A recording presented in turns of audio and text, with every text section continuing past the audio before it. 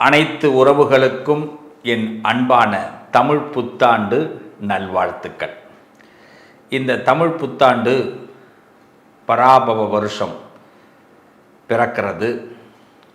ஒவ்வொரு தமிழ் புத்தாண்டுலேயும் ஜாதக ரீதியாக ஜோதிடத்தில் கட்டங்களில் நிறைய மாற்றங்கள் ஏற்படும்.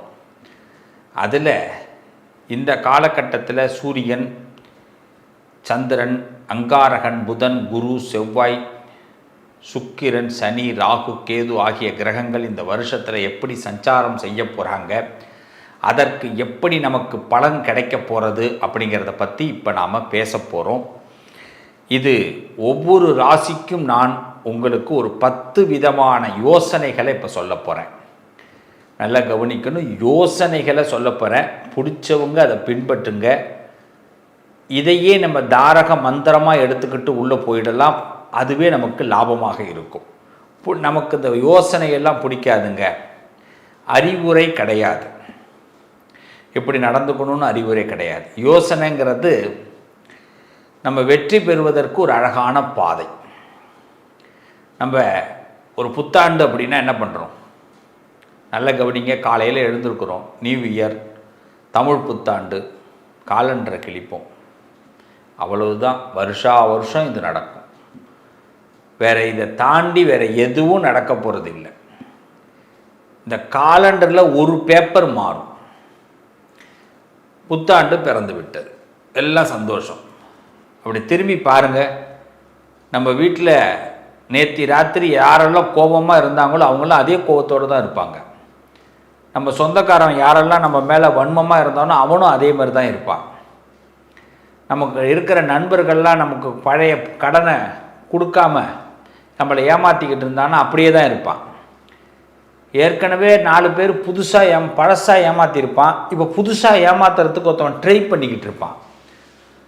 ஸோ இப்போ புத்தாண்டு பிறந்திருக்கு, ஏதாவது மாறணும்னு நினச்சா நான் மட்டும்தான் சார் மாறுறேன். நான் நாளையிலேருந்து நல்லவனாக இருக்கணும்னு நான் நினைக்கிறேன். இல்லை நாளையிலேருந்து நல்ல கணக்கை போடணும்னு நினைக்கிறேன்.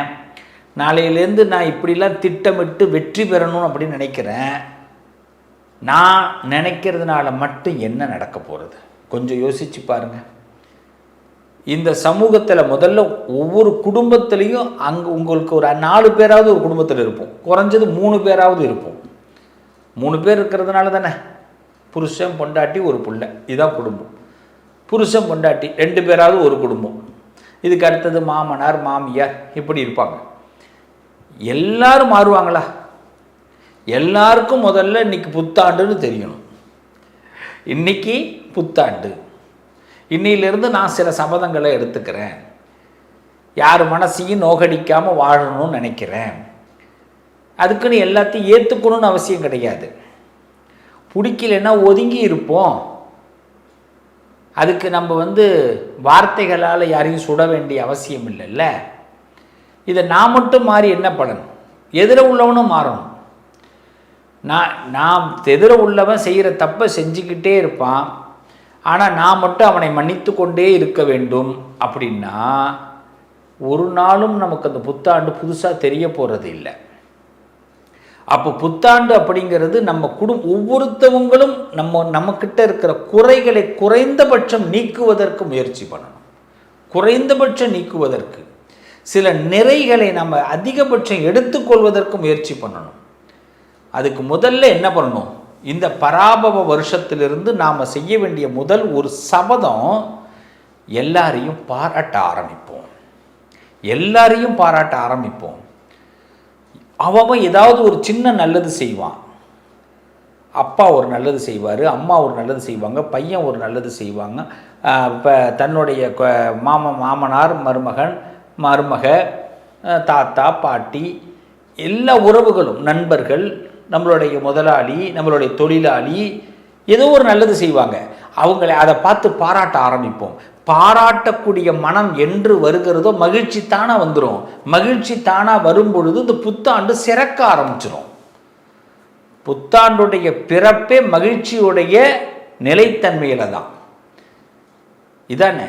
அப்போ இன்னிலிருந்து நம்ம என்ன பண்ணுறோம்? உலகம் முதல்ல மாறும் அப்படின்னா தான் முழு புத்தாண்டை அனுபவிக்க முடியும். நான் மட்டும் மாறிட்டு புத்தாண்டை முழுசாக அனுபவிக்க முடியாது.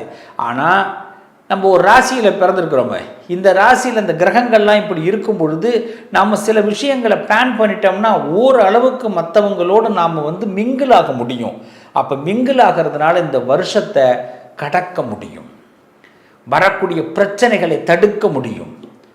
அப்போ பிரச்சனையை எப்படி கடக்கிறதுங்கிறத விட பிரச்சனைகளை தடுத்து அதை கடப்போம் அப்படிங்கிற உயர்ந்த எண்ணத்தோடு இப்போ நாம் ஒவ்வொரு ராசிக்கும் பலன் பார்க்க. உள்ளத்தில் நல்ல உள்ளம் உறங்காதென்பது வல்லவன் வகுத்ததடா. அதாவது கர்ணன் ஒரு படம், வாய்ப்பு கிடைச்சா இன்றைய தலைமுறைகள் கண்டிப்பாக பார்க்க வேண்டிய ஒரு சிறப்பான படம். ஏன்னா இன்றைய காலகட்டத்தில் நம்ம ராமாயணம் மகாபாரதம் இதெல்லாம் படிக்கிறது இல்லை. சென்ற காலகட்டத்தில் திருக்குறளை மறந்தோம், இந்த காலகட்டத்தில் ராமாயண மகாபாரதத்தை மறந்துக்கிட்டு இருக்கிறோம். இன்றைக்கி திருக்குறள் அப்படிங்கிறது நிறைய பேருக்கு தெரியாமல் போகுது. ப்ளீஸ் எல்லாரும் திருக்குறள் படிக்கணும். திருக்குறள் எல்லாரும் படிக்கணும். ஒவ்வொரு வீட்லேயும் திருக்குறள் புத்தகம் இருக்கணும்.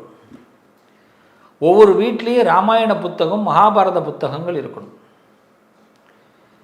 அது ஏன் இருக்கணும் அப்படிங்கிற அந்த வார்த்தையை நான் சொல்கிறேன்னா, மனிதன் எப்படி வாழ வேண்டும் என்று சொல்லி கொடுத்தது ராமாயணம், எப்படியெல்லாம் வாழக்கூடாது, வாழ்ந்தால் என்ன நடக்கும்னு சொல்லி கொடுத்தது பாரதம்.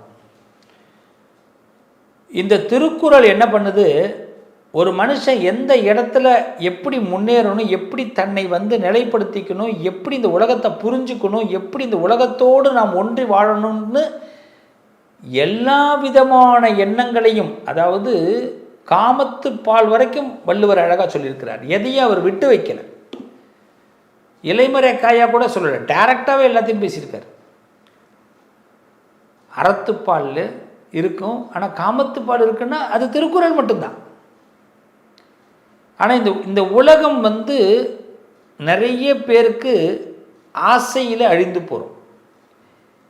இந்த மீன ராசியும் இது ஒரு வகையான ராசி. இது எப்படின்னா, நம்மளை ஏதாவது ஒரு விதத்தில் நிலைப்படுத்திக்கணும்னு எண்ணம் நமக்கு வரும், அதை எவனாவது மோப்பம் பிடிச்சிருவான். இந்த மோப்பம் பிடிச்சிட்டு அவன் என்ன பண்ணுவான், நம்மளோட சேர்ந்துக்கிட்டு நம்மளை குட்டிச்சோறாக்கிறதுக்கே முயற்சி பண்ணுவான். அதனால் மீனராசிக்காரவங்க எப்பயுமே பழகும்போது நல்லவர்களோடு பார்த்து பழகுங்க.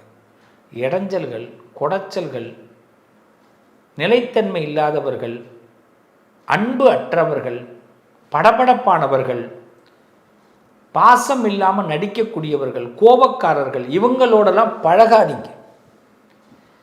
இதனால் பழகி நம்ம பாடத்தை தான் கற்றுக்க வேண்டியதாக இருக்கே தவிர நம்ம நாட்களை விட்டுறோம். இப்படியே பாடத்தை கற்றுக்கிட்டே இருந்தால் எத்தனை நாள் தான் நம்ம வாழ்க்கையில் நிம்மதியை தேடுறது. அவன் நிம்மதியாகி செட்டில் ஆகிடுறான், அவன் குடும்பம் குட்டி சந்தோஷமாக நிம்மதியாக இருக்கிறான்.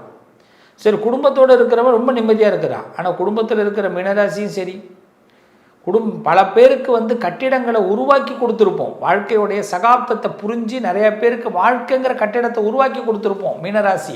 ஆனால் ஒரு பயிலும் திரும்பி மதிக்க மாட்டான். அவெல்லாம் நல்லா வளர்ந்து நல்லா வந்திருப்பான். அம்புட்டுக்கும் விதை போட்டது நாம தான். ஆனால் பார்த்திங்கன்னா இந்த மீனராசியை பார்த்து திரும்பி இப்படி ஒரு மாதிரி பார்ப்பான், நீல என்னென்னமா இருக்க அப்படின்வான். அது வயசாகிடுச்சுன்னா நம்மளை சுத்தமாக மதிக்க மாட்டாங்க. அதனால் மீனராசி இன்னிலேருந்து தெரிஞ்சுங்க, தனியாக சீக்கிரட்டாக ஒரு டப்பாவில் பணம் சேர்த்து வச்சுக்கோங்க. ஆமாம், இந்த வருஷத்தில் நம்ம எல்லாம் இன்னிலேருந்து இதெல்லாம் ஒரு முடிவு எடுத்துக்கணும். நமக்காக ஒரு பேங்க் அக்கௌண்ட் வேணாலும் ஓப்பன் பண்ணிங்க, போஸ்ட் ஆஃபீஸில் அக்கௌண்ட் ஓப்பன் பண்ணிங்க. இன்றைக்கெல்லாம் நிறைய பேர் போஸ்ட் ஆஃபீஸில் அக்கௌண்ட் ஓப்பன் பண்ணுறதே இல்லை, எல்லாம் பேங்க் டிரான்சாக்ஷனாக போய்ட்டு. இனிமேல் போஸ்ட் ஆஃபீஸ் கணக்கு ஒன்று வச்சுங்க. வரக்கூடிய கவர்மெண்ட்டு, அதாவது சென்ட்ரல் கவர்மெண்ட்டு இப்போதைக்கு என்ன பண்ணணும்னா, இனிமேல் கட்டாயம் எல்லோரும் ஆதார் கார்டு எப்படி இது பண்ணுறாங்களோ கட்டாயம் போஸ்ட் ஆஃபீஸில் அக்கௌண்ட் ஓப்பன் பண்ணணும்னு சென்ட்ரல் கவர்மெண்ட் ஒரு சிஸ்டம் கொண்டு வந்தால் கூட நல்லது தான். நான் அதை வரவேற்பேன்.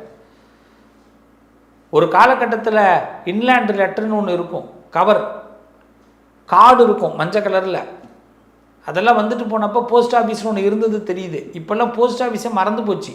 அதனால் கம்பல்சரி இனிமேல் ஆதார் கார்டு எப்படி இருக்கோ மத்திய கவர்மெண்ட் ஒரு விஷயத்தை கொண்டு வரணும். இனிமேல் போஸ்ட் ஆஃபீஸில் எல்லோரும் ஒரு அக்கௌண்ட்டு ஓப்பன் பண்ணியிருக்கணும். இது ஒரு சேமிப்பு வழக்கத்தை தானே சொல்லித்தரோம், இது ஒன்றும் தப்பு இல்லையே. ஆக சென்ட்ரல் கவர்மெண்ட் இந்த கோரிக்கையை தயவுசெய்து எடுத்துக்குங்க. மீனராசிக்காரவங்க இதை ஷேர் பண்ணுங்கள். ஆமாம், அதனால் எல்லோரும் போஸ்ட் ஆஃபீஸுக்கு போய் ஒரு அக்கௌண்ட் ஓப்பன் பண்ண. நான் ஒன்று போஸ்ட் ஆஃபீஸுக்கு ஏதோ சப்போர்ட் பண்ணிட்டு இருக்கேன்னு நினைக்காதீங்க. நாமெல்லாம் சேமிக்கணும்னு சொல்லிகிட்டு இருக்கேன். பணம் இருக்கும்போது ஆடிடுறோம். நம்மளை விட்டு பணம் போன பிறகு உறவும் போயிடுது, உலகமும் போயிடுது. பேங்க்கில் போய் பணம் பண்ணால் அவன் ஏடிஎம்மில் எடுத்துகிட்டு போயிடுறான். நமக்கு தெரியாமல் பேங்க்கில் கையெழுத்து போட்டு எடுத்துகிட்டு போயிடுறான். போஸ்ட் ஆஃபீஸ் ரொம்ப செக்யூரிட்டியாக நமக்கு என்ன பண்ணிவிடுவாங்க, ஏதாவது ஒன்று வச்சுருப்பாங்க. அவங்கள்ட்ட கொடுத்துட்டோம்னா நம்ம போய் நம்மளை பார்த்து அந்த அம்மா முகத்தப்பெல்லாம் பார்த்து இவர் தானே அவர் அப்படின்லாம் கேட்பாங்க. முதல்ல போஸ்ட் ஆஃபீஸில் கணக்கு இருக்கிறதே மற்ற உறவுக்காரன் மறந்துடுவான்.